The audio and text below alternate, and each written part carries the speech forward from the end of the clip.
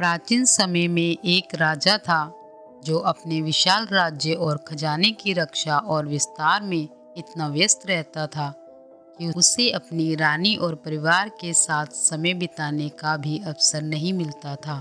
दिन रात वह अपने दरबार, युद्ध की योजनाओं और राज्य संपत्ति बढ़ाने में लगा रहता था। और इस सब के बीच वह ना तो अपनी रानी के साथ समय बिता पाता, ना अपने मन को शांति दे पाता। राजमहल के पास ही एक छोटे से झोंपड़े में एक गरीब किसान अपनी पत्नी और बच्चों के साथ रहता था। किसान दिन भर खेतों में मेहनत करता और जो कुछ कमाता उसी में संतुष्ट होकर अपने परिवार के साथ हंसी खुशी समय बिताता। रात को उनकी झोंपड़ी से प्रेम भरे गीतों और बच्चों की खिलखिलाहट की आवाजें गूंजती। एक रात रानी ने राजा से कहा, महाराज, हम इस विशाल महल में रहते हैं, मगर ना हमारे जीवन में हंसी है, न सुकून। और वह किसान जिसके पास कुछ भी नहीं है, जो दिन भर मेहनत करता है, वह हमसे ज्यादा सुखी और संतुष्ट दिखता है। राजा ने कुछ सोचते हुए कहा, रानी, तुम्हारी बात सही है, लेकिन यह लोभ और धन का जाल ऐसा ही है। यह हमें इस कदर जकड़ लेता है कि हम चाहकर भी इससे मुक्त नहीं हो पाते।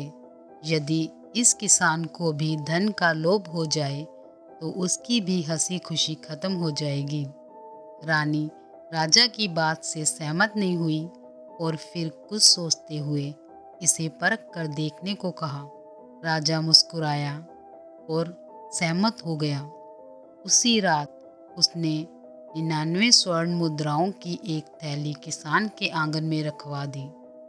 सुबह जब किसान ने वह थैली देखी तो उसकी आंखें चमक उठी। उसने अपनी पत्नी को बुलाकर मुद्राएं गिनी।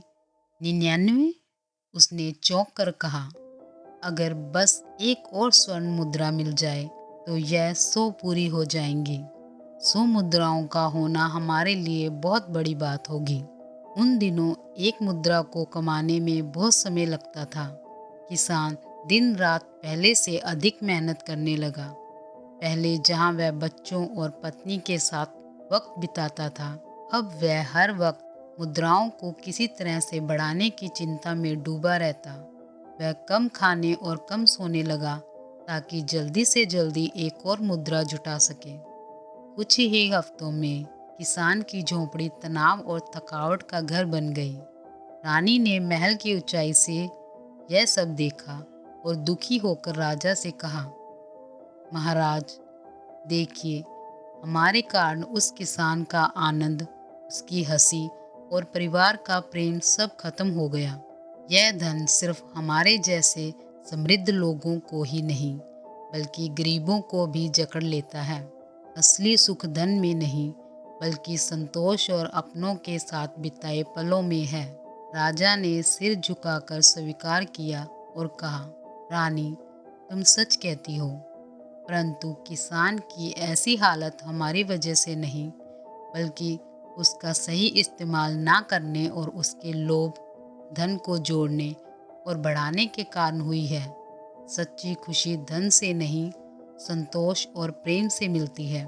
उस किसान से राजा और रानी ने यह सीख ली कि जीवन का सुख और संतोष अपनों के साथ समय बिताने में ही है, ना कि धन और संपत्ति को बढ़ाने में है।